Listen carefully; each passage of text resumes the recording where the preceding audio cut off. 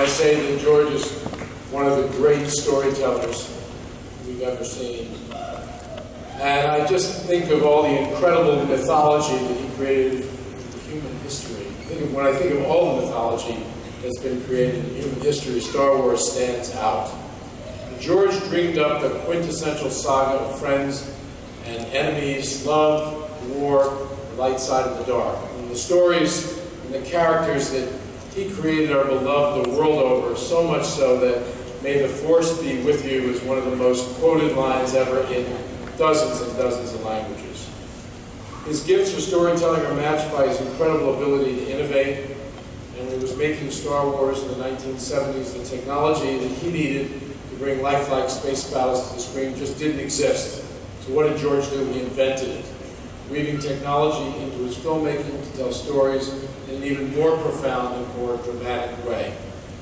He married story and technology with his own imagination, and just like that, he transported us to a galaxy far, far away, and there was no looking back.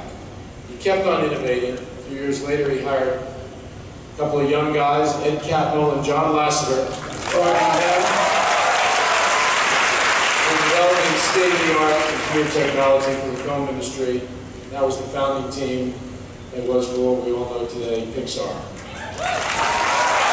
So to say George's contributions to storytelling are immeasurable, well, that is not an exaggeration. He has been a friend of Disney, as you just saw in the video, for many, many decades. As you know, he helped to create beloved attractions for our theme parks. It was my long-term wish that if George ever decided to focus on other things, he'd consider making Disney the new home for Star Wars. I pitched that concept to George a few years ago, the idea of buying Lucasfilm, and I promised him that we'd respect the legacy and bring the amazing storytelling of Star Wars to a new generation. And I stand here today feeling extremely grateful to George. So it is an incredible privilege to be associated with the universe George created, both for me personally and for the Walt Disney Company. And today, we present him with our highest honor. Please join me in welcoming George Lucas.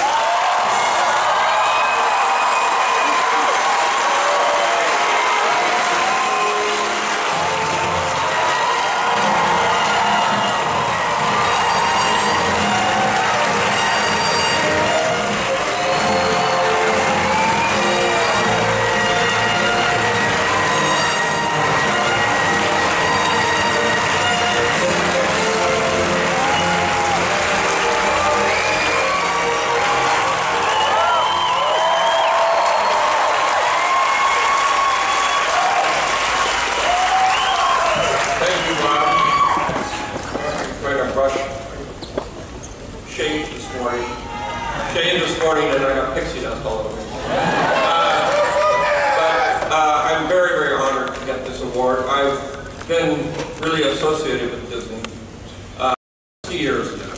I started the second day the parks opened. I was here, and I've been here every year since.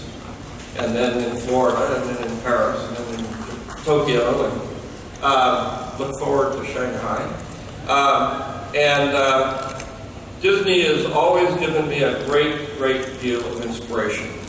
A lot of what I do came out of the joy, the awe, the experience I had in the movies, on television, and in the parks. And that's what I was trying to pass on with my work, was to inspire and make people have funny thoughts and think that they can do anything. I mean, I can't even begin to tell you how much of an influence Disney has been on me. I will say one secret that nobody knows, but this may get you in trouble. So that really scares them when I say things like that. Not very many people realize that Goofy was the inspiration for Jar Jar Binks. I know you look at him differently now. It's pretty obvious, actually. But I love Goofy, and I love Jar Jar Binks. And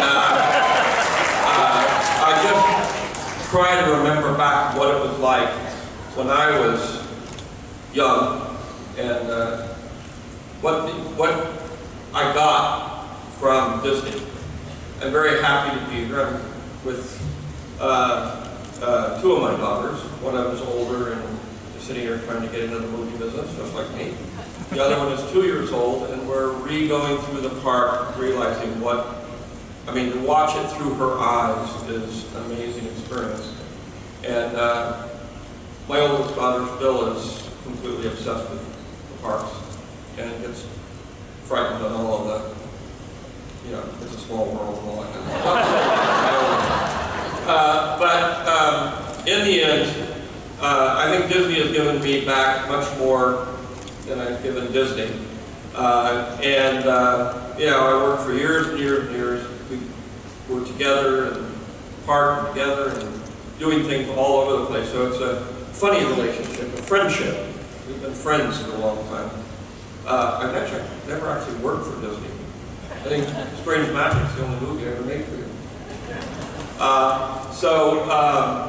I'm very happy that after all these years of pushing to get more and more Star Wars and Indiana Jones into the parks, the only way I could think of to do it was to get Bob to buy the company.